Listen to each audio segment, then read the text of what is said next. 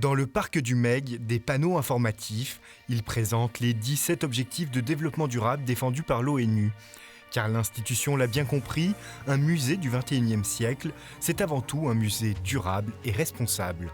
Sur chacun de ces totems, on peut d'ailleurs voir les actions menées par le musée d'ethnographie, un travail de longue haleine récompensé en début d'année par l'obtention d'un label prestigieux. C'est le label THQSE. Il s'agit de 4 piliers qui sont ensuite développés par thème.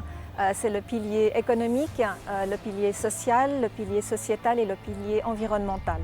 Ces 4 piliers regroupent des actions menées dans tous les domaines d'action du musée. Ce musée a énormément changé à tout point de vue, dans sa manière de se présenter, dans la manière de co-construire aussi les activités, quelles qu'elles soient, avec le public, que ce soit la bibliothèque, que ce soit la médiation scientifique et culturelle, que ce soit les expositions. Depuis une dizaine d'années, le musée réfléchit à l'éco-construction de ses expositions. Cet aspect prend aujourd'hui un rôle fondamental dans la conception de chaque scénographie, avec notamment l'utilisation de murs réutilisables et l'emploi de matériaux locaux.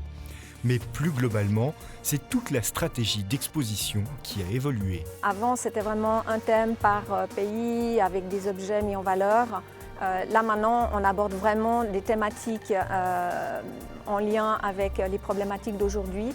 Et puisqu'un musée, c'est aussi et avant tout une collection, le MEG a redéfini son rapport aux 75 000 objets conservés en s'interrogeant sur l'origine des œuvres, la décolonisation et les relations à entretenir avec les peuples autochtones. C'est vraiment de mettre en avant ces objets en tant qu'entité vivante, finalement. Et on est là pour en prendre soin, mais ceux qui les connaissent le plus et ceux qui ont le plus à dire sur ces objets, ce sont les populations autochtones qui les ont créés, qui ont vécu avec, et c'est eux qui les font vivre. Grâce à ces nouvelles relations, le MEG tisse des liens entre l'expérience des peuples autochtones et le quotidien des visiteurs du musée à Genève.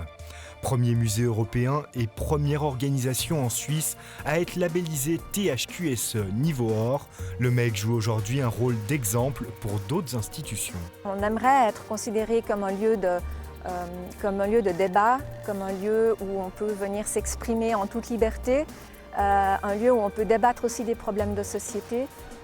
C'est ça notre mission. Un regard tourné vers l'avenir pour faire du MEG un musée ouvert sur les enjeux de notre société.